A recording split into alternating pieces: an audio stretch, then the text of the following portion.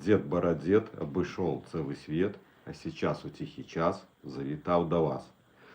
Ну, а если серьезно, то я человек, который прошел через тревожно-депрессивное расстройство, в котором был 10 лет. 10 лет.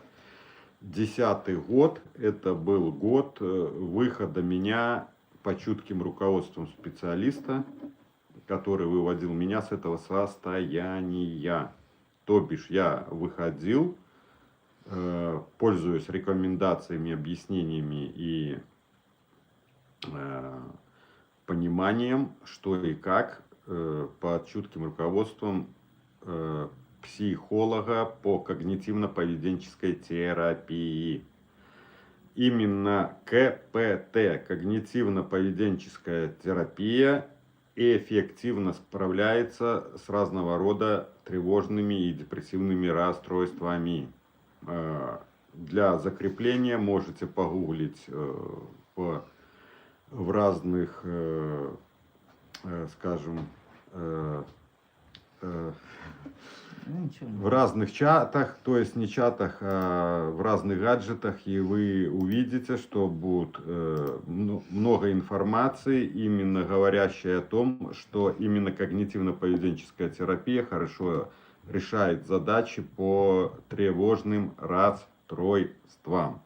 По тревожным расстройствам. Вот.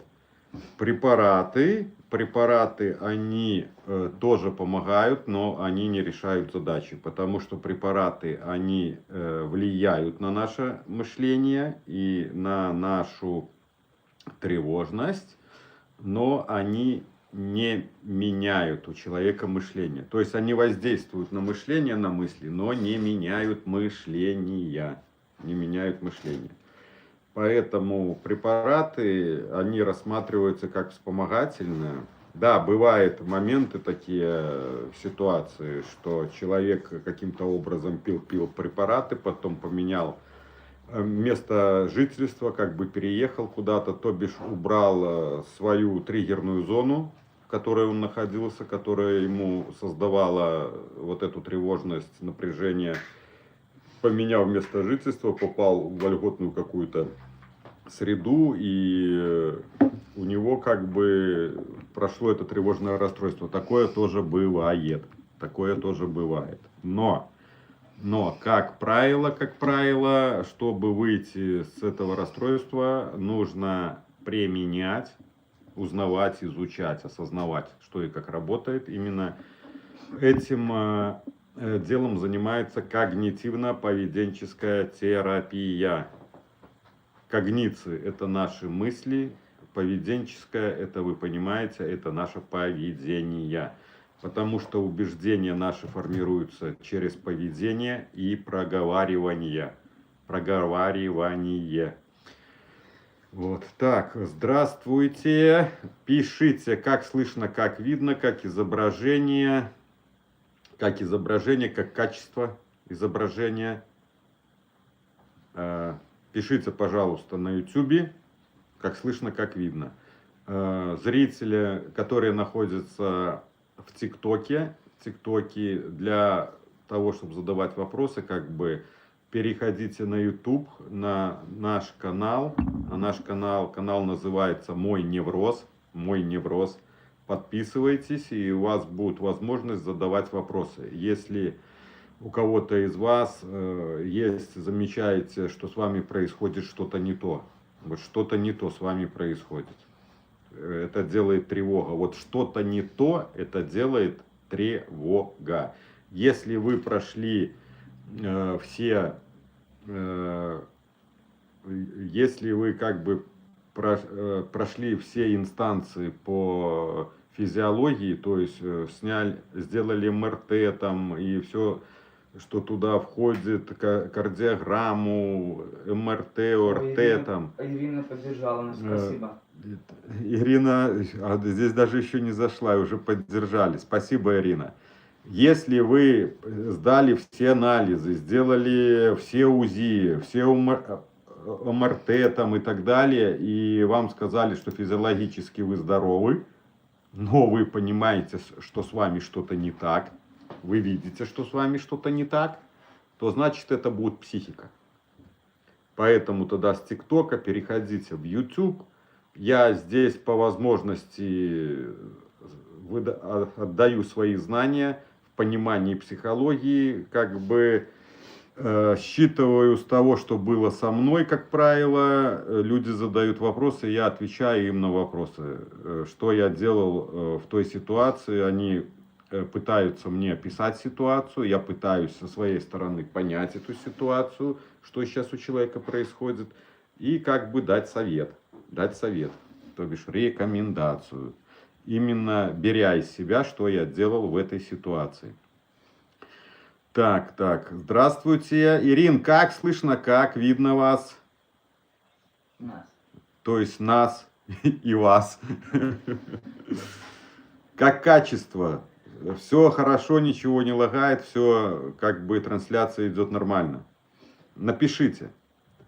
Все хорошо. Так. Ну а как у вас дела? Гоняется на своем мотороллере? Все хорошо у вас? Мысли больше не посещают? Или еще бывает такое, попадаешь немножко как бы раз и тебя цепляет?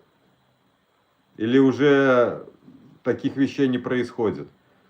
Уже сломался, ё-моё. Наверное, сильно гоняли. Вот. Так, поэтому так, задавайте вопросы. Я думаю, у вас за эти дни накопились определенные вопросы по вашему состоянию. Так как-то, когда в эфир не заходим, мыслей крутится много в голове. Как бы думаешь рассказать про то, про это, а потом, как эфир начинается, что-то с головы все вылетает, да?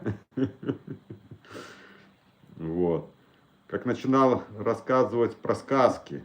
В наших сказках, именно сказки Советского Союза, зашифрованы очень большие смыслы. Очень большие смыслы. Тема. Давайте какую-нибудь тему. Вообще у нас тематика психология. Помощь в выходе с тревожно-депрессивных расстройств, либо тревожное расстройство, тревожно-депрессивное. Также КПТ, когнитивно-поведенческая терапия, она неплохо справляется с биполярным расстройством. В биполярном расстройстве там уже присутствует физиологическое нарушение у человека в химическом обмене, но когнитивка тоже очень здорово помогает в этом деле. Да и вообще я скажу, мозг это такая штука, это невероятная такая штука, и мне кажется, что с моим другом мозгом можно сделать, с ним решить даже нерешаемые задачи. Вот насколько я его узнал за то время, когда находился в неврозе и видел его способности, Поэтому, как я говорил, невозможного ничего нету, только до тех пор, пока ты так думаешь, что это невозможно. Это же твои мысли. Вот. Не могу сказать, что бессонница, но сон плохой, прерывистый. Смотрите, Ирина, выбрасывает со сна, значит, есть еще тревожность. Есть еще тревожность. Учитесь сон заходить с хорошей картинки, думая о хорошем воспоминании. Ты вот начинаешь что-то воспоминать хорошее со своей жизни и уходить с этого воспоминания в сон. Потому что сон, как правило, это продолжение дня. Если человек находится на стрессе, на тревоге, то как это получается продолжение дня? Дело в том, что мыслительный процесс у нас никогда не останавливается. То есть мысли у нас в голове есть всегда и круглосуточно. А значит, если ты находишься в некой стрессовой ситуации, то есть в тревожности, значит и в ночь ты будешь заходить на тревожности, а соответственно у тебя будут оставаться тревожные мысли в твоем мозгу. твоем мозгу. И, соответственно, сон у тебя будет неспокойный, сон будет поверхностный, зачастую будут вырывать со сна, тебя будут выбрасывать на вспышки, выбросе адреналина, кортизольчика, у тебя будет выбрасывать со сна, когда тревога увеличивается, как оно выбрасывает, когда всплеск идет тревожности, то все, ты тогда просыпаешься, тебя как будто вот раз и выбрасывает со сна. Поэтому я учился в сон заходить с хороших воспоминаний. С хороших воспоминаний. То есть что-то хорошее вспоминал, какие-то ситуации, которые со мной были позитивные. И вот я так тренировался уходить в сон. Ну, там еще много вещей делал. Ну, вот это один из главных таких моментов. Это перестраиваться со своего тревожного мышления на такое позитивное, спокойное мышление. И когда ты перестраиваешься на спокойное мышление, у тебя тревожность оседает, ты уходишь в сон, и, соответственно, ты как бы настраиваешься вот на, скажем, на эту линию позитивную, и все, и тебе тогда будет как бы сниться, либо не сниться, но сон у тебя будет спокойный. Как правило. Как правило. Помните, идеальности не существует. Это не значит, если я так сказал, значит оно так точно должно быть. Понимаете? Но вот тренируясь так, я нормализовал сон. Меня тоже и со сна вырывало, и всякие происходили вещи, и кошмары несколько раз снились, что я куда-то попадаю, но я чувствую, что это на меня влияет как опасность. То есть в напряжение я попадал. Но дело в том, что когда я находился в неврозе, ты умеешь на себя смотреть, ты умеешь себя видеть, ты умеешь себя понять, осознать, оценить, что у тебя происходит.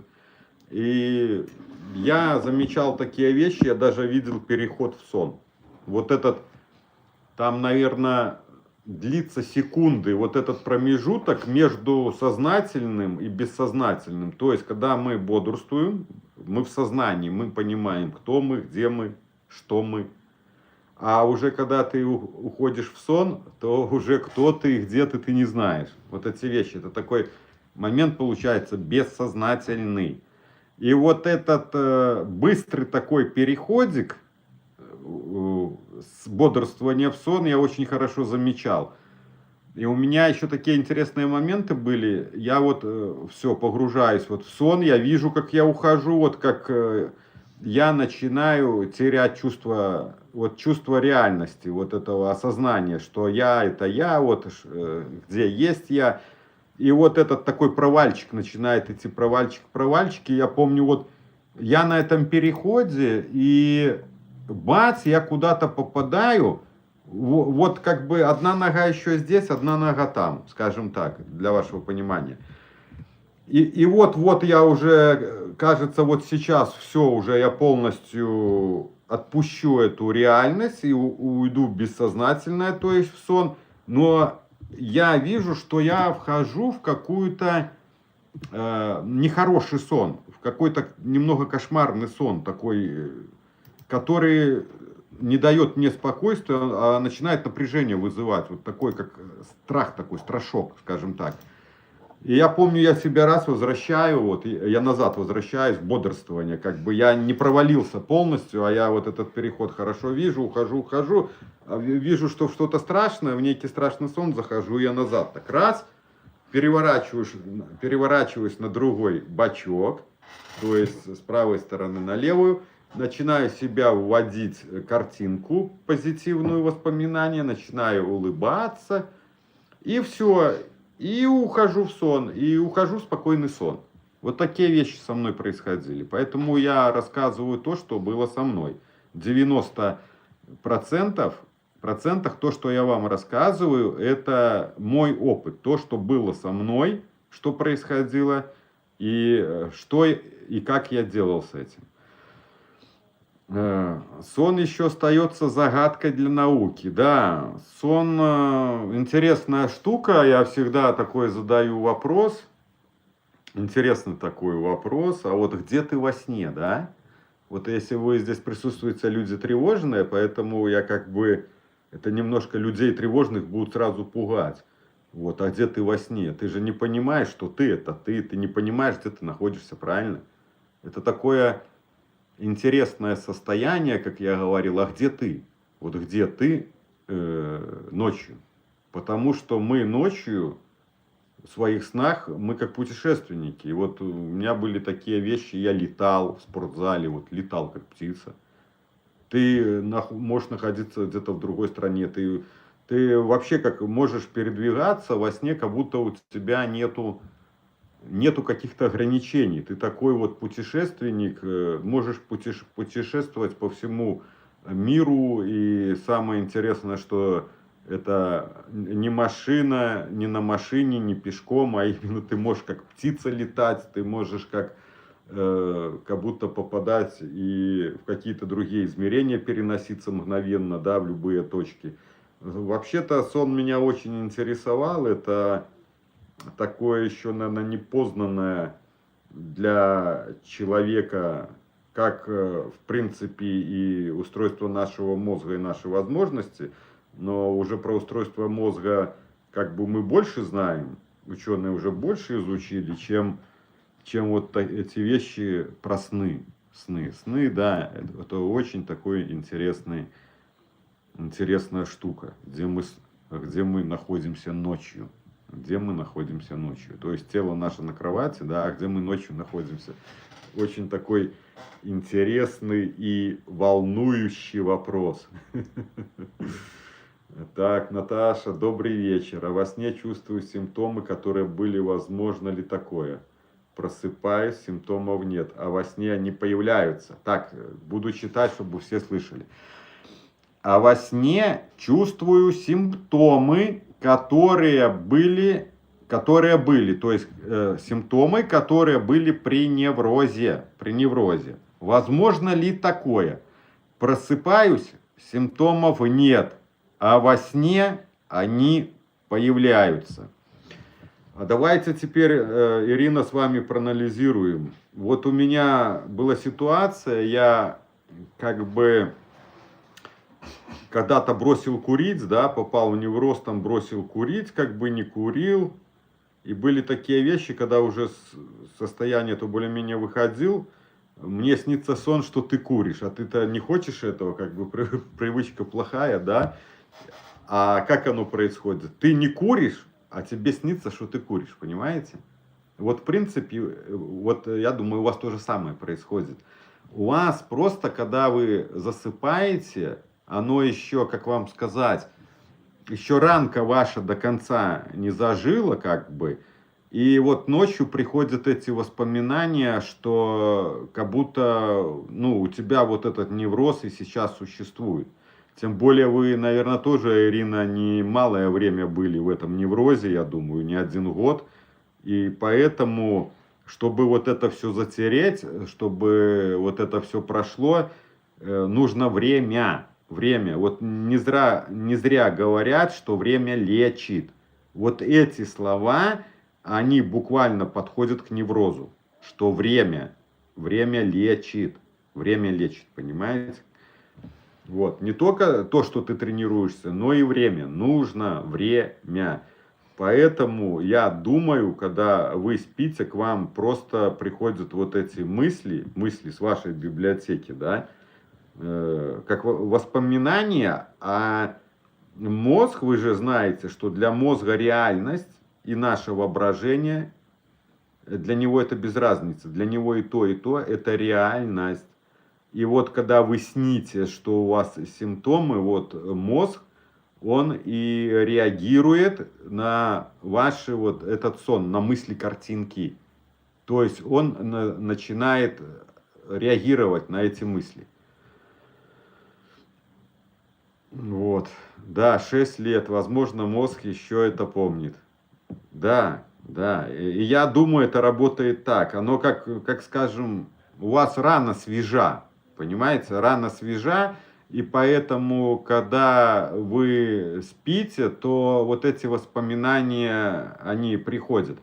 Вы просто вспомните, вот происходит с вами какая-то в течение дня там прекрасная ситуация, ну, положительная, та, которая вызывала эмоции, либо какая-то негативная, отрицательная.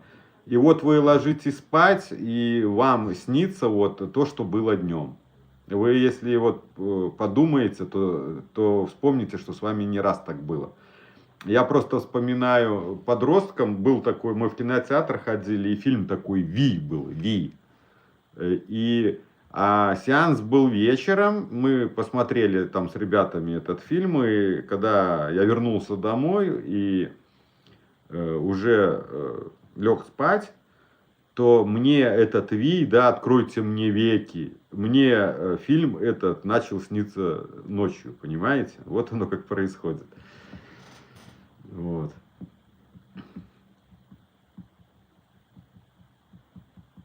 Еще такие моменты вы будете видеть в неврозе, такие вещи, которые вы будете думать, что, блин, ну вот это будет сравнимо, как чудеса происходят. Вот вы мучаетесь в этом неврозе, вы с ним работаете, отрабатываете, тренируете мозг, там делаете все остальные рекомендации, мои или чьи-то другие. И вот ты ложишься спать, уходишь в сон, вот у тебя что-то было, ну, какое-то проявление было, а потом ты утром просыпаешься в ожидании, что сейчас у тебя снова будет, а оно не появляется. Оно не появляется. То есть, вот некого проявления, а оно не появилось. И ты думаешь, ё-моё, эврика какая-то. А дело в том, что мозг, это мы спим, а мозг, он работает над заданной нами ему задачей. То есть ты пытаешься выйти с этого расстройства, ты мозг обучаешь, ты же его спецом обучаешь. Ты показываешь, что тебе эти мысли не надо, что там то, другое, третье.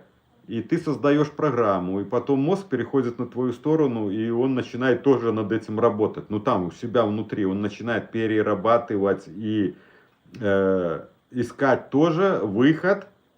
Как я говорю, в какой-то момент он переходит на твою сторону. Изначально он тебе это все делает, он тебя как бы уничтожает. Ну, таким грубым словом сказал, он тебя уничтожает, то есть он тобой издевается, он тебе все это делает, но ты начинаешь его тренировать, ты ему начинаешь показывать, что вот это то мне не надо, вот эта мысль мне не надо, ты ее убираешь, разделяешься с ней, ну, один из примеров, и ты начинаешь создавать свою программу, ты начинаешь постепенно формировать у себя программу и давать задачу мозгу, чтобы он вместе с тобой работал над выходом с этого состояния. Чтобы потише, скажем. И он в какой-то момент он переходит на твою сторону, и если ты умеешь за собой уже научился смотреть и видеть вещи, которые вот это все, что с тобой происходит, то вы начнете замечать такие вещи, что он вам какие-то моменты будет подсказывать. То есть раз вот тебе будет приходить какой-то момент, ты вот что-то сделал, а до этого ты не делал. И это тебе тоже помогает, понимаете? А вот это и есть подсказка мозга. Он будет тебе, он тебе тоже будет подкидывать вот такие штучки, которые помогут тоже выходить с этого расстройства. Просто я видел вот один из моментов хорошо, когда мозг потом уже без меня убирал ненужные мне мысли. Он сам их раз и убирал как бы. Я уже не делал этого действия, не разделялся, а вот она появляется, а мозг сам ее чик и убрал эту мысль. Вот. Так, Светлана, здравствуйте. Так, ребята, ставьте лайки, поддерживайте канал лайками, финансово тоже мы очень будем благодарны тем, кто нам помогает. Ирина, вам большое спасибо, огромное от нас, а также Наталье. Это те люди, которые постоянно поддерживают нас донатиками, денежкой. Большое вам человеческая благодарность. Вот. Так, Светлана, вечер добрый. Вечер добрый. Так, да, 6 лет возможно. Мозг, время, правильное отношение к неврозу. Так, может, где-то что-то пропустил. Выбрасывает из сна, не могу сказать, что бессонница. Но сон плохой, прерывистый. Поэтому, Ирина, наблюдайте за своими мыслями. И также я учился их, вот ты лежишь, крутишь, да, гоняешь какую-то ситуацию. Ты ведешь мыслительный процесс, вот над чем-то думаешь, вот какая-то ситуация тревожная. Или вообще вот этот мыслительный процесс, там такая еще может формироваться привычка постоянно про что-то думать. Ты вот постоянно ведешь такой мыслительный процесс. И я замечаю, блин, ну надоело уже вот это вот мыслительный, думать это, думать. Когда ты думаешь, ты не можешь расслабиться, уснуть, правильно? Потому что это наподобие физической работы, только работа умственная. Это тоже работа. Вот то, что мы здесь делаем, это работа, понимаете? Потому что я шевелю своими мозгами, я их там кручу, слаживаю пазлы и веду диалоги с вами. Вот. И вот когда надоедает мне, вот я замечал крутить, вот ты крутишь, а потом я говорил вот мозгу, как бы мыслям этим, стоп, хватит, я об этом подумаю потом. И все, переключался на подушечку, какая она мягенькая, вот ты щекой чувствуешь, как она мягенькая, и все. И ты как бы отключаешь этот мыслительный процесс. Вот это вообще интересно тренироваться. Я на какой-то фазе в этом расстройстве мне даже уже перешло в интерес. Мне стало интересно вот играть с этими мыслями, вот делать разные штучки со своим мозгом, понимаете? То есть уже со страха перешел в такую фазу интереса тренироваться и достигать больше и больше результатов. Именно в плане вот этого осознавания, понимания, особенно владения своими мыслями и эмоциями. Я помню, чего только с мыслями этими не делал. И на стенки их клеил, и это двигал, и выкидывал. Ты как жонглер с ними играешь, вот с этими мыслями, останавливаешь их. Вот не хочешь про что-то думать, а вот это мышление все время включается. Ты, блин, ну все, харе, стоп, хватит. Я вот научился, и он меня слушался. Я когда тренировал мозг, он со временем меня стал слушаться, вот как послушный пес, собака. Хотя это уже мой друг, мой мозг мой друг. А в неврозе он был мой враг. И мне его нужно было перетренировать. Либо его можно принять за ребенка, который тебе все время шкодит, все время плохое делает. Вот.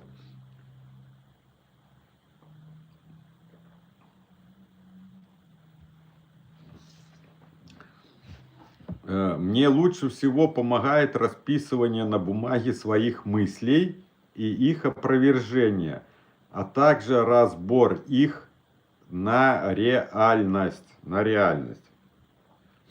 Ну, смотрите, когда вы пишете на бумаге, что происходит? Ты выносишь свои мысли как бы на внешний фон. Когда ты думаешь, ты в голове, ты вот смотришь в голову как бы, и ты их гоняешь в голове.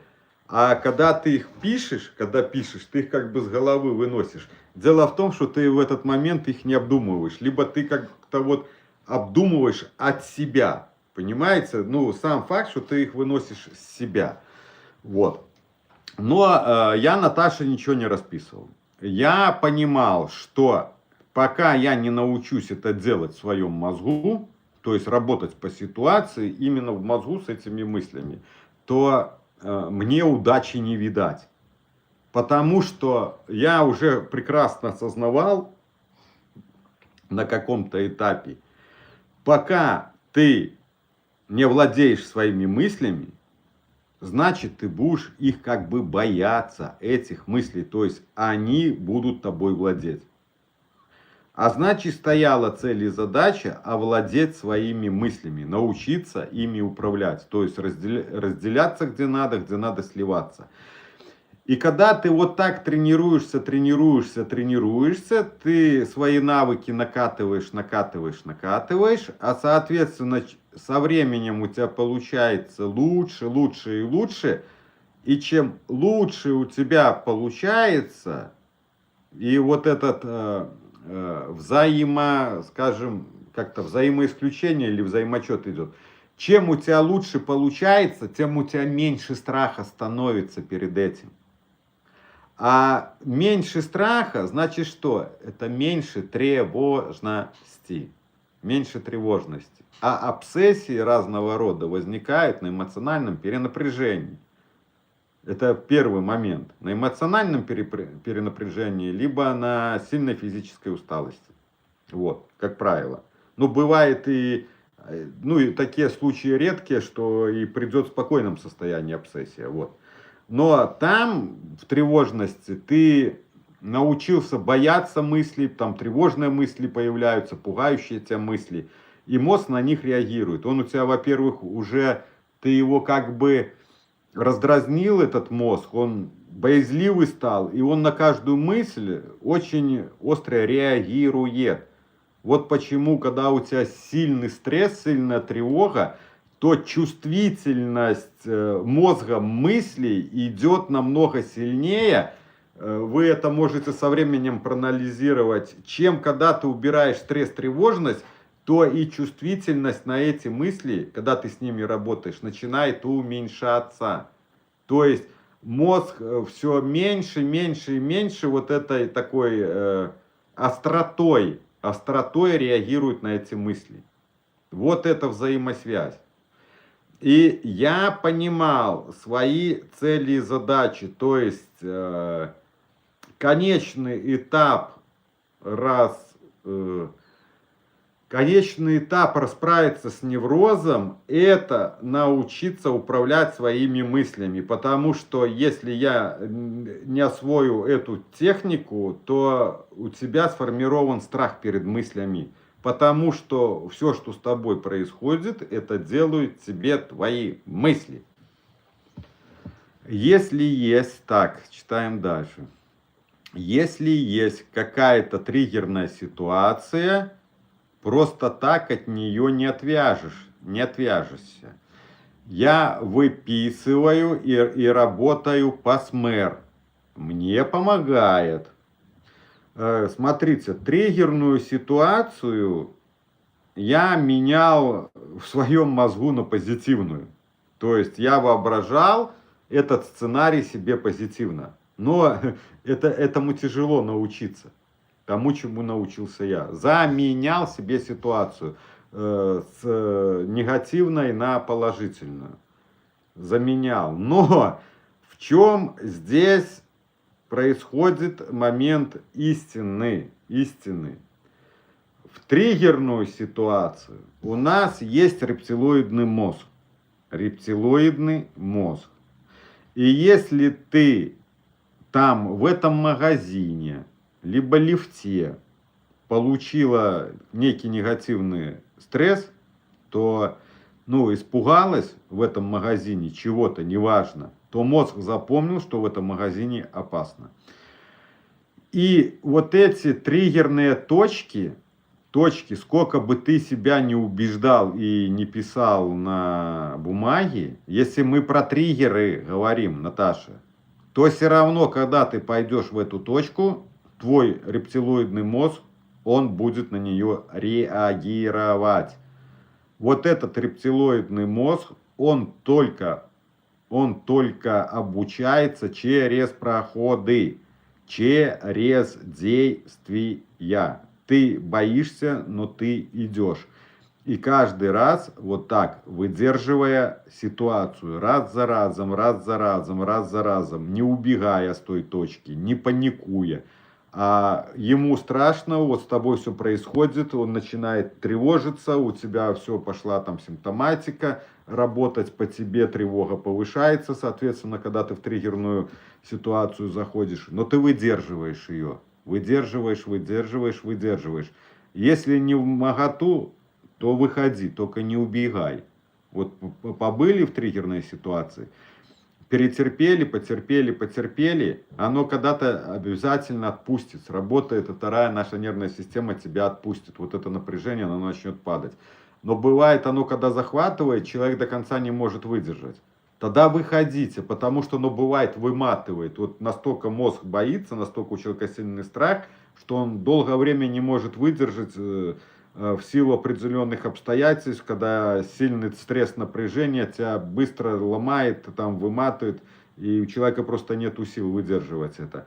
Значит, немного побыл, вышел, но не убегать. Если вы убежали, то мозгу, вы как бы мозгу подкрепили, что здесь опасно.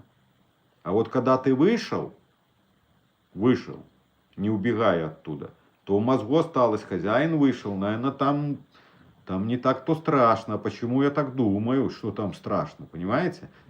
Это я уже на словах мозга говорю. Вот. А вот разбирание ситуации, еще есть такие моменты, если есть какая-то триггерная, то просто как ее... Так, мысли и их опровержение, также разборка их на реальность. Дело в том, что вот разборка на реальность, вот это, что я показывал, это когда у человека неправильное убеждение. Когда он думает, что это так, и этим сам себя пугает, но на самом деле это не так. То есть вот там применяешь вот это оспаривание. Твое первичное глубинное убеждение, то, во что ты веришь, потом идет пересмотр глубинного убеждения, ты приводишь как бы контраргументы, что это не так. И делаешь новый вывод, что здесь вот так, а как бы не так, как ты думала, первично. Понимаете? То есть идет опровержение ситуации. Поэтому здесь нужно понимать, какие у вас ситуации. А исходя из этого и, соответственно, работать, применять определенные тактики, техники по ситуациям.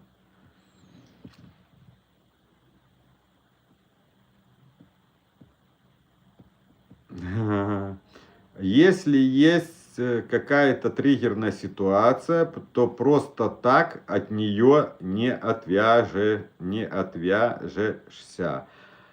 А выписываю и работаю по СМЭР. Мне помогает. Ну вот, вы работаете по СМЭР, а я от ситуации отвязывался без СМЭРа. Сейчас объясню вам на примере. Сейчас вы мне расскажете, и я скажу. Да, это что касается каких-то мест. А если приходят мысли о будущей старости, то тут нужно только писать. По крайней мере, у меня так. Хорошо, Наташа, тогда задаю вам вопрос. А какие мысли приходят к вам о старости? Какие мысли приходят к вам о старости? Катастрофизация работает? Напишите, какие мысли к вам приходят по старости.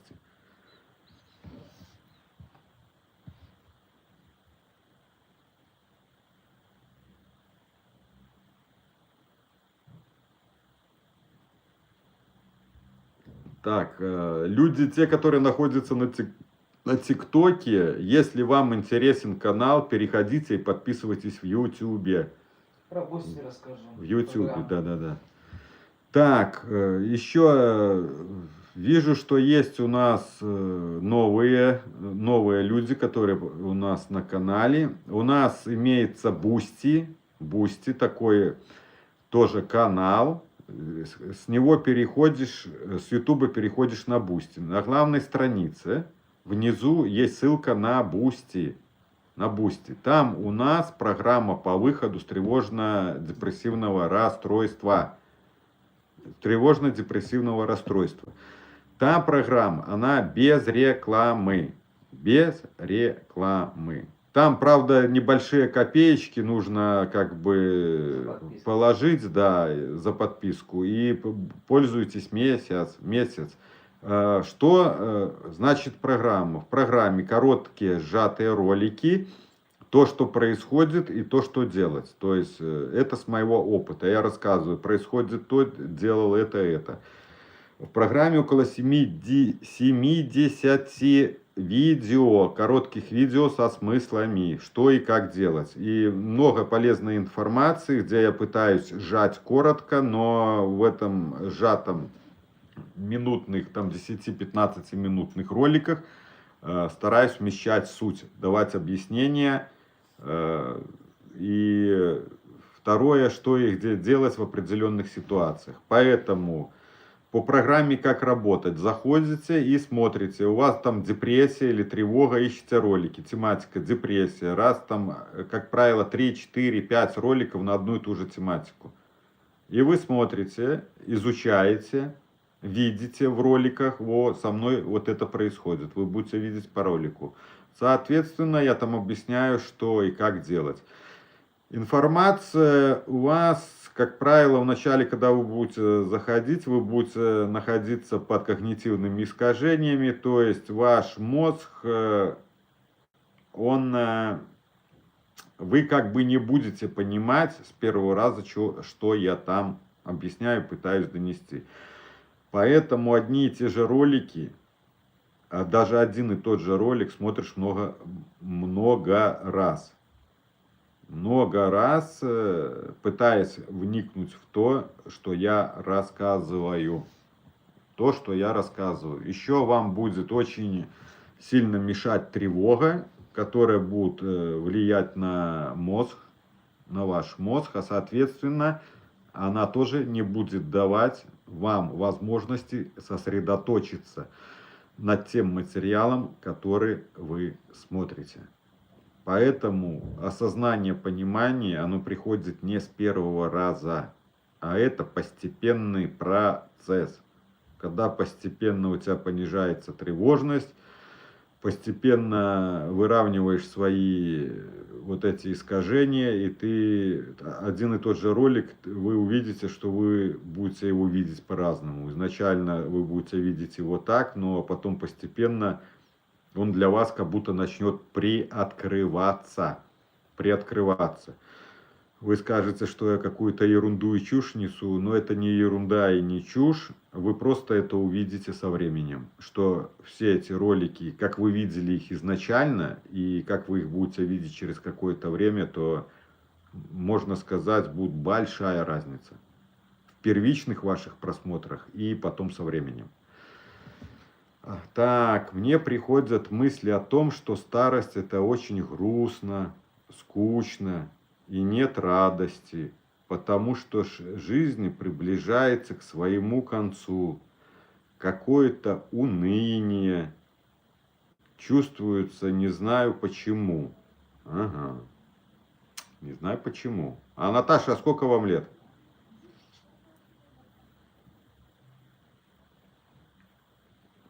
Возможно, это просто от того, что у меня тревожное расстройство, и я так чувствую. Ага, так, интересно. Сейчас еще раз перечитаю, попробую вникнуть. Мне приходят мысли о том, что старость это очень грустно, скучно, нет радости, потому что жизнь приближается к своему концу. Какое-то уныние чувствуется. Не знаю почему. Возможно, это просто от того, что у меня тревожное расстройство. И я так чувствую. Наташа, смотрите, я вам посоветую, вот у нас Ирина есть, ей 64 года. Она на 10 лет старше вас. Вы начните думать по-другому. Начните искать в этом возрасте плюшки. То есть положительные моменты. Думайте вот так. Смотрите, Ирина купила себе этот мотоцикл. Ну, электро какой-то там мотоцикл. И она уже успела его поломать. Представляете, насколько у нее в 64 года, насколько она пышет жизнью, она живет как молодая, понимаете? Вот все зависит от наших мыслей, как мы думаем. Поэтому, вот когда к вам приходят эти мысли, вводите себе позитивное представление вот нашего этого уже возраста, как бы преклонного возраста. Начинайте думать по-другому. Вот эти мысли у вас возникают, которые вас как бы подавляют и деморализуют немного, влияют на ваше самочувствие. Говорите этим мыслям: стоп, хватит. Почему-то я так думаю. Остановили эти мысли и прокручивайте себе положительный вариант. Воображайте, как вы ездите отдыхать, как вы общаетесь с людьми. Вы уже на пенсии не привязаны к работе, вам не нужно ходить на эту работу. Вы берете свою эту миллионную пенсию, да, там, и едете как бы в любую точку к своим знакомым, потому что у нас на сайте у вас будет много знакомых, как и во всех на нашем сайте. И вы будете ездить друг к другу в гости. Вот это называется позитивное мышление. И всегда вот делайте так, вот как я вам сказал, когда вот эти мысли у вас про старость появляются, останавливайте эти мысли и говорите: стоп, хватит, а почему я так думаю? И вводите себе хороший, прекрасный сценарий. И ничего не надо будет вам разбирать на этом листике. Я думаю, мой вариант намного проще, верно? Я думаю, мой вариант намного проще. Не надо ничего на листике разбирать. Нужно остановить это негативное мышление и сложить себе позитивное мышление. И вот так вы переучите мозг думать. С негативного мышления на позитивное мышление. Понимаете? Ну, на-то у вас и мысли. Это тревожное расстройство. Точно. Вы должны понимать, что мы все умрем рано или поздно. И жизнь дана нам, чтобы жить сегодня. Надо понимать неизбежное. Нет, Светлана, вы немножко видите, не так Наташу поняли. Наташа грустит о старости. Она не боится смерти, что она умрет. А она просто грустит, что у нее будет неинтересная старость какая-то. Вот ее мозг это выдает. А значит, что нам сделать? Нам надо изменить мышление. Остановить это негативное мышление и создать себе позитивное мышление. Да, иногда находит. Но, Наташа, смотрите, это же наши мысли. На человека влияют его мысли, которые появляются. Но что мы можем сделать? Мы не можем выбрать, какие мысли, чтобы к нам приходили, там негативные, либо позитивные, к нам могут прийти любые мысли. Но в наших силах остановить эти мысли, вот это мышление негативное, и, думая, создать себе позитивную картинку. Вот это в наших силах. То есть в наших силах обдумывать эту мысль, либо ее не обдумывать, либо от нее отделиться, пропустить мимо, но то это тоже способ отделения, и подумать позитивно. Вот это в наших силах, то, что мы и делаем. И вот так ты постепенно перестраиваешь свое мышление. Дело в том, что есть разные способы мышления. Я вот изучал не только вот эти 10 ошибок мышления, а есть разные способы мышления. Я как-то был в Смоленске, и мне вот запало, мы со Славой ездили за компьютером вот этим, на котором мы работали. Мы, кстати, его в Смоленске покупали. И я как-то зашел в книжный магазин, и мне вот попалась эта книжечка. Вот эта книжечка. Искусство думать масштабно. Правильно? Мысли. Ну, здесь мысли. Думать, мыслить, синонимическое значение. Искусство мыслить масштабно. Вот в этой книжке хорошо описано, как люди думают. Понимаете? Разница между думанием. Вот там описывается такой момент. Вот я даже вам приведу пример позитивного мышления из фильма «300 спартанцев». Вот помните, когда Леонид собрал своих воинов, он всего лишь взял 300 спартанцев, 300 человек, и они выдвинулись к ущелью, где они должны были остановить персов, наступающих там стотысячную, многотысячную армию, которая шла на Спарту. И к ним подсоединилось тоже там небольшое войско каких-то их друзей по землям. Вот. И они пошли вместе с ними. И помнится, там был такой эпизод, после очередного боя одному из спартанцев был выбит глаз. Был выбит глаз, он был у него перематан. И помните, как он мыслил? Мне боги подарили второй глаз. То бишь, это ерунда. Я потерял всего лишь один глаз. А боги мне подарили их два. Понимаете? Вот способ мышления даже в стрессовых ситуациях позитивный. Помните, вот когда один с соседнего войска, которые с ними пошли, у них был страх, когда они увидели, они со скалы, как бы с такого, с возвышенности смотрели на персов, и вся их армия была как на ладони, вот этих персов. И эта группа людей, которая пошла со спартанцами, не 300 спартанцев, которые с ними пошли, там не были воины, там были ремесленники, пастухи, земледельцы, то бишь люди разного, ну скажем, разного рода специалисты, но среди них не было воинов.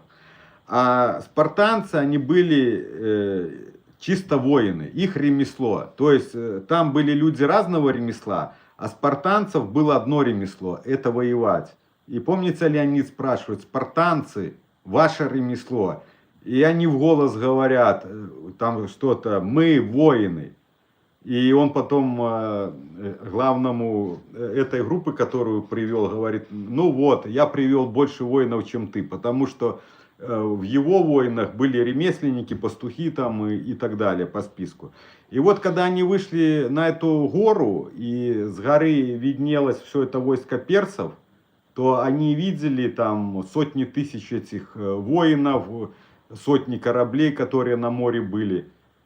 И был такой момент, когда один с этих людей, с этой группы, которая присоединилась к Леониду, сказал: ой, здесь такое войско, что их стрелы затмят небо.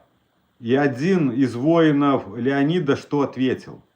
Вот что ответил один из воинов Леонида на эти слова?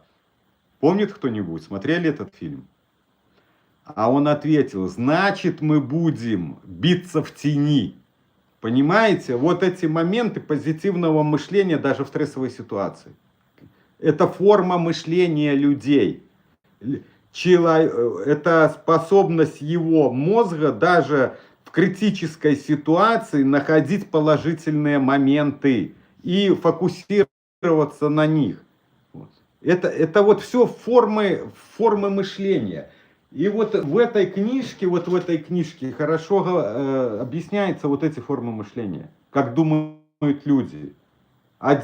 У одного там что-то болит, он уже умирает, он уже жить не может. А второй говорит: да это ерунда, я еще собираюсь, с пороком сердца ему поставили аппарат, он говорит: я еще собираюсь в институт поступить, отучиться и там еще работать, людей обучать. Хотя у него уже искусственный аппарат вот в сердце там поставили, и он тикает, ему там 60 лет. Помните, наше мышление — это наши эмоции. Как мы думаем, такие чувства у нас возникают. Поэтому учитесь создавать позитивное себе мышление. Это нелегко сделать, это нужно как бы постоянно наблюдать за своими мыслями и переформатировать свое мышление. Учиться думать позитивно. Учиться думать позитивно. Так вот, Светлана, то, что на вас находит, это ваши мысли. Поэтому вот делайте так, а потом можете для себя принять решение. Либо использовать мою рекомендацию, то, что я вам сказал, либо дальше разбирать вот это АБЦ.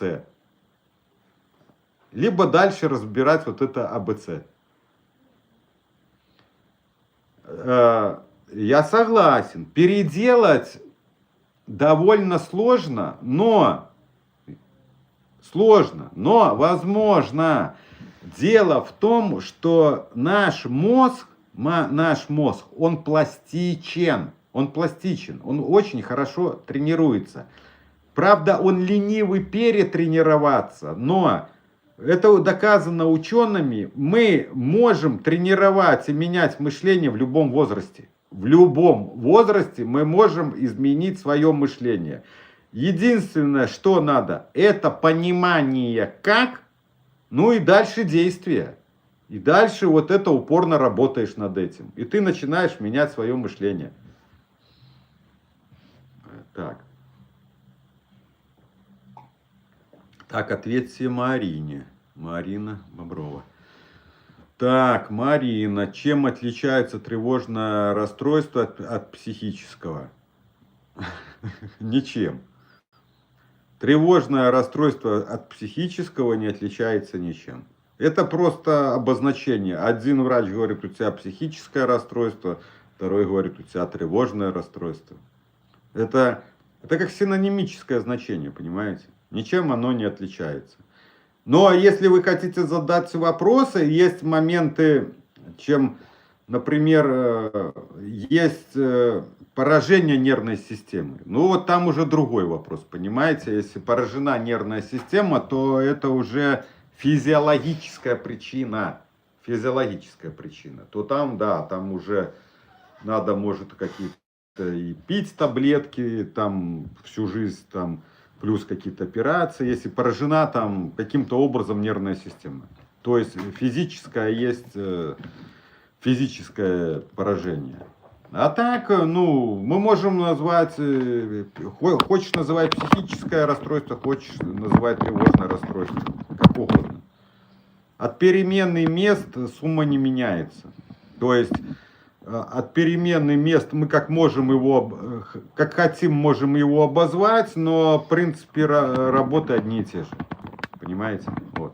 Поэтому, надеюсь, Марина, я ответил вам на ваш вопрос. И скорее всего вы пытаетесь это как-то рассоединить. Вы считаете, что тревожное расстройство это одно, а психическое расстройство это другое. И вот вы ищете разницу между этим, но при этом вы сейчас поняли, что это одно и то же, и разницу между этим нужно искать, потому что это просто такое синонимическое значение слов, они в принципе значат одно и то же. Вот.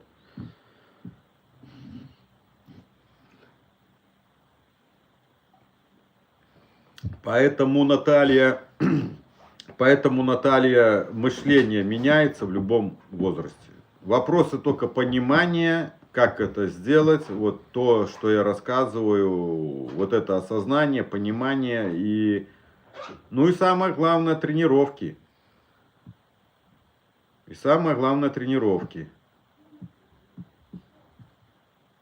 Как-то у нас говорилось в Советском Союзе, труд, все перетрут как-то. Второе слово, Слава, помнишь? И труд у меня с головы вылетело как-то.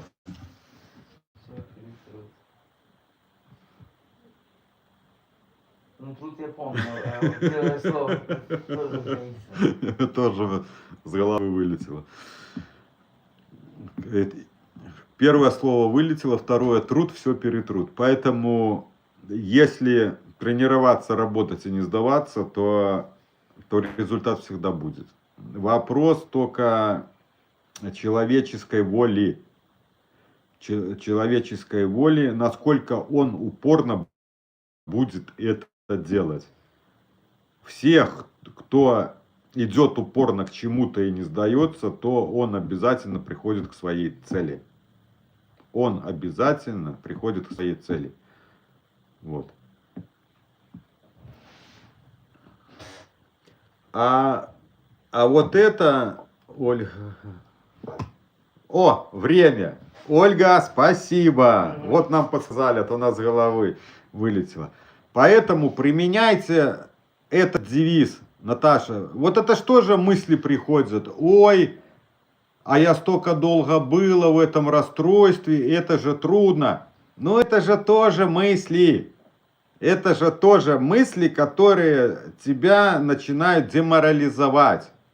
Потому что вот они появились, они же на тебя и влияют, и ты же им веришь, и ты бездействуешь.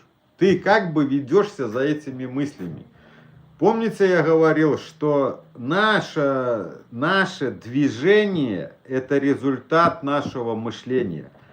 Как мы думаем, какие мысли к нам приходят, так мы и действуем. Если тебе пришла мысль, что у тебя не получится что-то, неважно что, ну вот ты собрался что-то делать, и к тебе приходит мысль, у тебя не получится. Особенно эти мысли, они начинают возникать, когда ты что-то пытался делать, и у тебя не получилось. У тебя, называется, остался негативный опыт. И когда ты снова собираешься что-то делать, и к тебе приходит эта мысль со старого опыта, а у тебя не получится. И человек что? И человек не делает. Но дело в том, что здесь, как и в неврозе, чтобы что-то добиться, нужно через пробы, через действие и пробы делаешь, ты ошибаешься, потом анализируешь, корректируешь, делаешь снова. И вот так идешь к своей цели. Мысли, помните, нас останавливают наши мысли. Вот. Вот. Мысли, ребята, девчата, все это мысли. Мысли у тебя вызывают подавленность, мысли у тебя вызывают тревожность, мысли тебя призывают к бездействию, мысли тебя ввергают в сомнения, мысли тебя делают неуверенным, а также ситуации. Мысль, ты что-то делаешь, не получилось, к тебе приходит мысль. Но если не получилось у тебя раз, два, это не значит, что у тебя не получится на третий раз. Вспомните, сколько вы раньше делали, и оно во всех так. Не сразу все у нас получается. Не сразу, потому что любой процесс, который ты делаешь, неважно это какой будет. Либо ты рисуешь, либо ты там спортом занимаешься, либо что-то вяжешь, либо что-то вырезаешь, либо что-то ремонтируешь. Если ты с этим сталкиваешься первый раз, у тебя, как правило, это не получится, потому что у тебя нет опыта. Но ты со своего мышления, пробами сбивая пальцы, руки 10 раз уколов там спицей этот палец, когда вяжешь, да, петельку там перекинул, перевязал, лишнее растянул, еще чего-то. Но потом ты это разбираешь, снова начинаешь делать повторения, анализируешь, уже начинаешь потихоньку устранять ошибки, там, которые ты делал в этом движении, в достижении своей цели. И вот так, повторяя снова, у тебя получается лучше, но только единственное, что это нелинейно, где-то можешь снова напортачить, ничего страшного. Но если ты не сдашься, будешь идти снова и снова, то обязательно оно все получится. И помните, не верьте своим мыслям, которые вас договаривают. Они вас и останавливают, что у тебя ничего не получится. И там описано в этой книге хорошо, как человеку приходят мысли, куча причин. Ой, ты уже старый, да ты уже там такой-то, да у тебя уже зрение, да у тебя уже то. И это вот такие мысли, сомнений, которые человека отговаривают. И вот они могут человека расстраивать. И человек, когда расстраивается, он перестает действовать. Но нужно понять, что это мысли. А мысли это не факт. Мысли это не факт. Точно как и чувства. Это тоже не факт. Если я чувствую, что у меня не получится, значит у меня не получится. Но чувства, как и мысли, это не факт. Это не значит, если вы чувствуете или к вам приходят эти мысли, вы так думаете, то это не значит, что у вас не получится. Понимаете? Вы действуете, вы не слушаете чувства и мысли. Чувства и мысли это как актеры на сцене. Они могут делать что угодно, но это не значит, что им надо верить и следовать за ними. Мы выбираем, Слушать их или не слушать. Идти за ними, либо не идти за ними. Правильно? Если хорошие мысли, сливайтесь с ними, наслаждайтесь ими. Если негативные мысли, говоришь, пошла нафиг мысль, ты мне не нужна. Понимаете? За поддержку канала скажем. Так, да, девчата, ребята, не забывайте поддерживать канал, ставьте лайки, помогайте финансово, работаем для вас, будем работать пока можем, пока позволяет у нас, наша ситуация работать, поэтому будем вас поддерживать, будем вам помогать, будем вам подсказывать, будем надеяться, что вас будет становиться все больше и больше, будут приходить на канал, то есть аудитория будет расти, а значит, таких как Ирина, таких как Наташа, таких как Лариса, Татьяна, будет становиться все больше и больше людей с пониманием, что мы тоже работаем и что нужна финансовая поддержка для существования канала. Конечно, как и везде во всей жизни, нужны деньги. Без денег сейчас никуда, ни влево, ни вправо. Куда ни пойди, везде нужны деньги. Вот. Поэтому мы ничем от других не отличаемся, мы такие, как все, которым тоже для существования канала, для работы нужны финансы. Поэтому тем людям, которые нас понимают, которых я перечислил, спасибо вам за понимание. Спасибо вам большое за понимание. Это как у Пашки Корчагина. Не важно, сколько проживешь, а как проживешь, чтобы не было мучительно больно за бесцельно прожитые годы. Да, да, не важно, сколько проживешь, а важно, как ты проживешь. Да, еще смотрите, вы, когда будете выходить с этих тревожных расстройств, к вам будут приходить такие мысли, вы будете жалеть о потерянном времени. Вот вы там 10 лет, 7 лет. Особенно вот как я, буквально попал в самом расцвете, скажем так, сил молодости. Приблизительно в 35 лет. Это самый такой возраст, да. И вот 10 лет находясь в этом расстройстве, 10 лет только трубился, тебе приходят такие мысли сожаления, что ты как бы потерял много времени, своей такой вот, скажем, самой насыщенной жизни, прошло время самой насыщенной жизни, а ты его вот так в этом неврозе прострадал, и ты его вот так и... получается сожаление о том, что эти 10 лет они прошли у тебя зря. Но я стал на эту ситуацию смотреть по-другому. Первое, понимание, которое надо, чтобы у вас формировалось. То я просто передаю, как вот я формировал у себя, как я осознавал и понимал. Самый первый момент, то, что было, то его уже не изменишь, верно? Ты можешь изменить только настоящее и будущее. Прошлого ты не изменишь. А если прошлого изменить нельзя, то зачем про него и думать? Это первый момент. Чего жалеть, если его изменить нельзя? Но я стал смотреть по-другому на ситуацию. В любой ситуации, будь она плохая, будь она хорошая, мы оттуда вычленяем самое важное. Это опыт.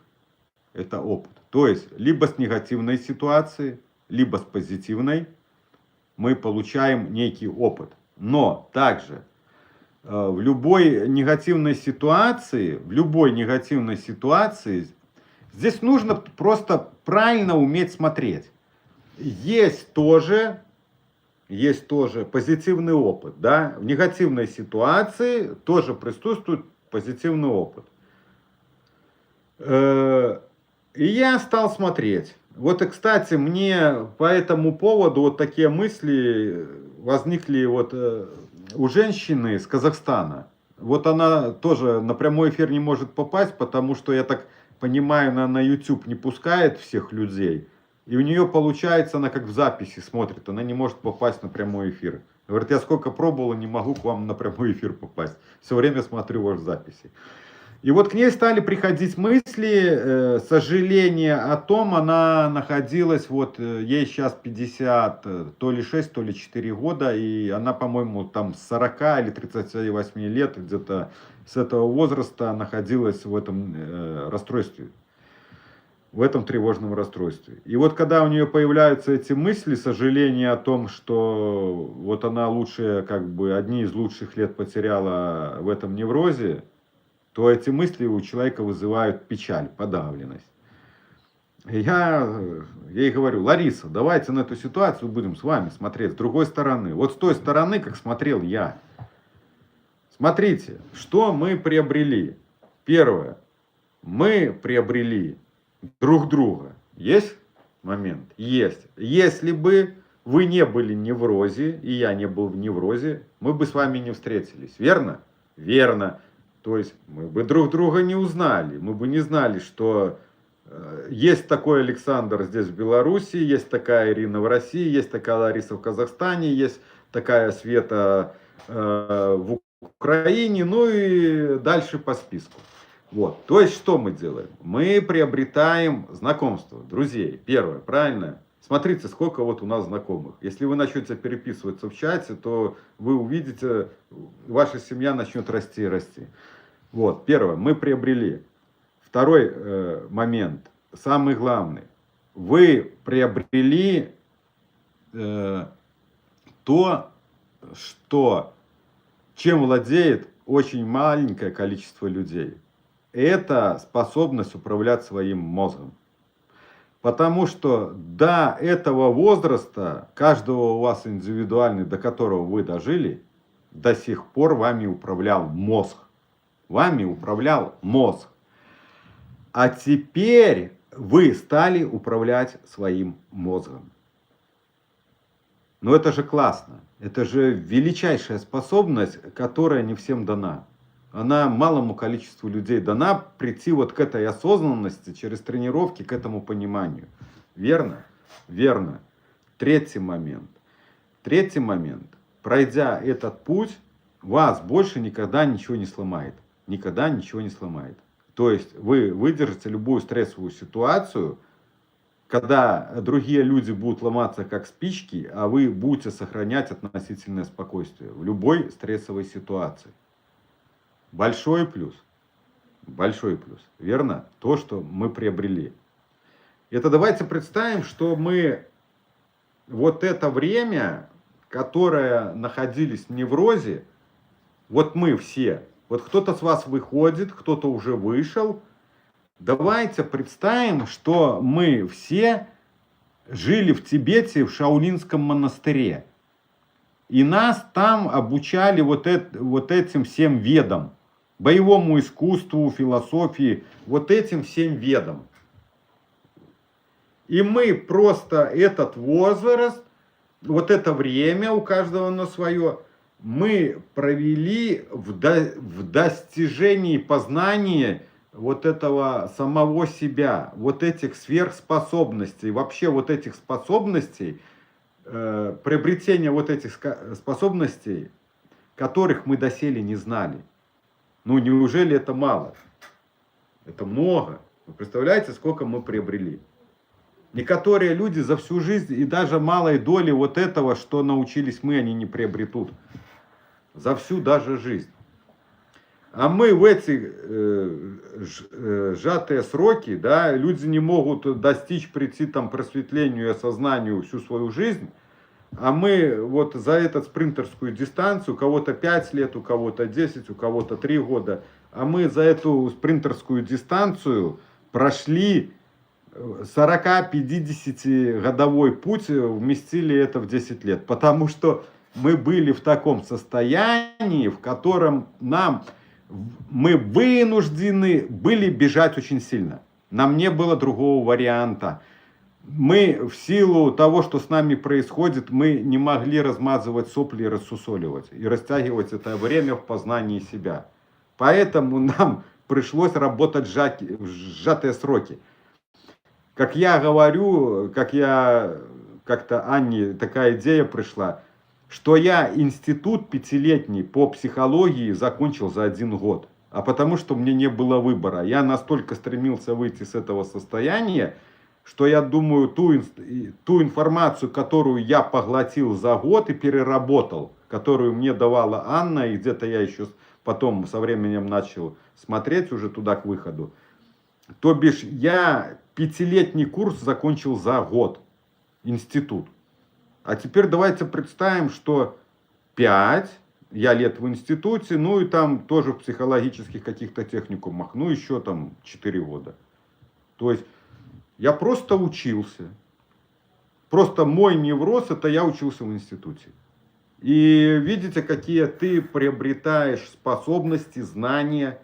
Ты становишься другим человеком, ты становишься более развитым человеком. Поэтому учитесь смотреть правильно на невроз. Не с позиции, что мы там потеряли рестораны, гуляния, там, буськи-шмуськи. А это все, оно приходит и уходит, это все несерьезное. А мы приобрели серьезные вещи.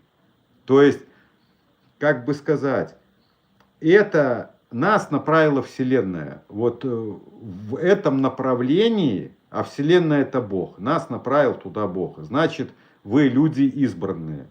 Значит, вам надо было так, чтобы вы через это прошли. Потому что вас избрала Вселенная. Понимаете? Вот как я вам развернул картину, как я посмотрел на ситуацию невроза. Да. И это не то, что не делается, то к лучшему, а нужно смотреть вот с лучшей позиции на эту ситуацию. Не с позиции вот этой негативной, что ой, я там столько потеряла, а наоборот, что я там приобрела. Не что я потеряла, а что я нашла. Понимаете? Что я там приобрел. Вот.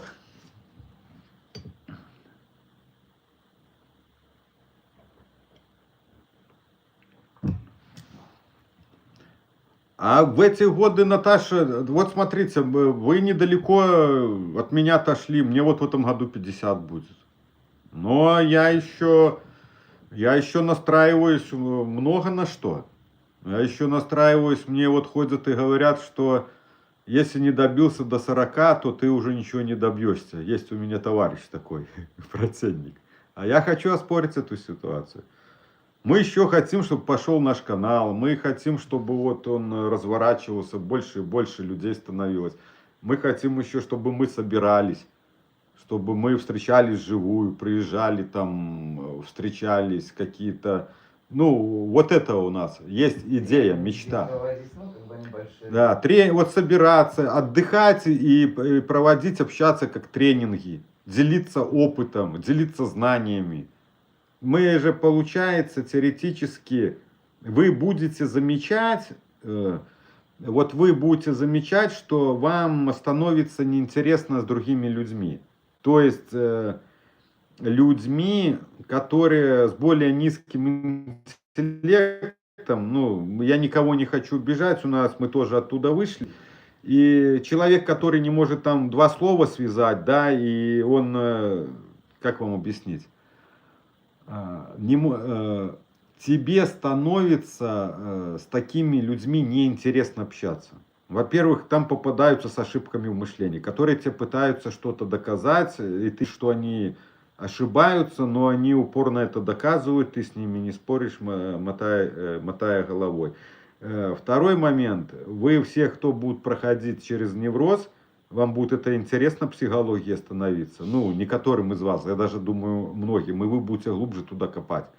То есть мы по факту становимся, мы, получается, люди с похожей одной идеей. песня Цоя, да, связаны одной цепью, связаны одним смыслом. То есть у нас интерес будет один. Вот в изучении, в углублении вот этих вещей, там паранормальных, и то, что с психологией связано, и еще дальше. И еще дальше. Единомышленники, да. Единомышленники. И тебе интересно вот общаться с таким же человеком, как ты. То есть вот в этой тематике, вот этих направлениях. Тебе не интересно там про картины, потому что ты в них не понимаешь, да, вот там живопись или там балет какой-то. Тебе ну, не интересно, ты в этом не понимаешь, тебе это не интересно. А вот в этом ты понимаешь, и поэтому тебе интересно с такими людьми общаться. Мы вот, у меня есть знакомый товарищ, там сосед, и мы с ним вот в воскресенье кофе пьем. Вот выходим там, сходим на рынок, прогуляемся, берем по кружечке кофе в ларьке. И мы вот каждое воскресенье беседуем, у нас Дом культуры здесь рядом, и мы там на лавочке где-то около часа вот философствуем про психологию, как это все работает, там, что психология, именно способы мышления, они налаживаются на все сферы жизни, почему вот там семьи распадаются, почему такое происходит. Психология, поймите, она везде. Куда ни кинь, она везде. Вот это семейные отношения, это тоже схемы мышления. Когда у человека должествование, что ты должен, там мозг отметает как бы то, что человек тебе делает, он только фокусируется на то, что он не сделал. Это все. Все, психология, экономика там и все по списку, твои отношения на работе, твои отношения в семье, везде это твоя схема мышления работает. Это твой способ мышления. И если ты его не понимаешь, не осознаешь, и ты его не исправишь, то у тебя вот и получаются вот эти рефлексорные крики, недовольство, это, соответственно, у тебя некое эмоциональное перенапряжение, либо подавленность, либо агрессия, ты все время недоволен жизнью, то есть ты каждый день получаешь стресс. А стресс получаешь именно из-за способа мышления, неправильных своих взглядов от шаблонов мышления. И то, что говорят, у него такой характер. Не в характере дела. Характер, твоя реакция поведенческая, это результат твоего мышления. Проблема в мышлении человека. Меняется мышление, меняется характер. Когда ты проходишь, когда ты такие вещи осознаешь, и ты начинаешь понимать, что если я буду сейчас кричать и что-то доказывать, любые эмоции отдаются в теле. Вот я 3 минуты, 5 минут на эмоциях неконтролируемых с вами тут буду вам доказывать, кричать, у меня по телу пойдут такие проявления, там сжатия, болевые какие-то проявления, возбудимость повысится у меня, то есть вот такой тремор пойдет внутри, а именно от эмоций. И когда я это понимаю, то я думаю, а зачем мне это надо? Зачем мне вот кому-то что-то доказывать? Зачем мне эмоционировать вот это вот? Ну, как бы агрессивно взрываться там, кричать. Потому что я понимаю, что это мне отразится в тело. А когда я это осознаю и понимаю, я не, как бы, я контролирую себя, я не вхожу в вот эти склоки, кому-то что-то доказывать. Второй момент, люди, каждый со своим убеждением. И если он под искажением находится, я же откуда вот, с чего я знаю, какие у вас мысли возникают. А именно по вашим автоматическим мыслям я вычисляю ваш способ мышления. Понимаете? И также я вижу в человеке его ключевые слова, которые он выдает. А по его словам я определяю его мышление, и я понимаю, если человек с должествованием, что ему должны, там с преувеличением, я понимаю, что он меня слушать не будет. Этому человеку ничего не объяснишь. А когда я понимаю, что этому человеку ничего не объяснишь, то и не стоит ему что-то объяснять. Не стоит тратить свою энергию на этого человека. Услышит лишь тот, кто слушает. Дело в том, то есть услышит тот, кто слушает. Бывает, что человек слушает, но он не слышит. Дело в том, что вот вы все здесь, вы хотите услышать на этом канале. Вот. Вы хотите услышать, а значит вы фокусируетесь, вы внимательно слушаете то, что я рассказываю, потому что вы хотите услышать. А вот взять каких-нибудь людей, привести за руку просто сюда, они не будут тебя слушать, потому что им это не надо, а значит они не услышат. Понимаете? Поэтому вот определяешь по людям, как бы стоит тратить свою энергию или не стоит тратить свою энергию, потому что это будет бесполезно. То есть стоит что-то человеку объяснять или не стоит, а зачастую я вообще ничего не пытаюсь объяснить, я только в тех ситуациях, когда у меня спрашивают. Вот, как правило, когда у меня спрашивают, тогда я человеку объясняю, потому что я понимаю, что человек будет слушать. А если он будет слушать, значит большая вероятность, что он услышит. Услышит. А если ты сам человеку что-то пытаешься объяснить, это бесполезно. И второе, это вот людей, которые с убеждением, что они все знают. То есть с преувеличением. Потому что они реально думают, что они все знают.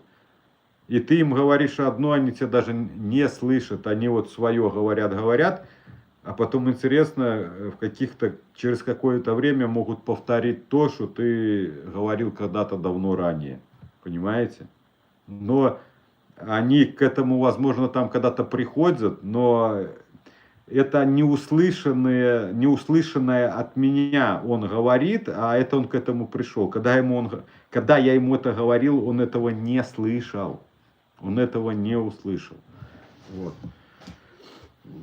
А я благодаря 15-летнему неврозу, депрессии очень многое приобрела и многое сделала в удовольствие. И сейчас во время войны самое закаленное оказалось, ну, конечно, благодаря препаратам, не жалею ни дня.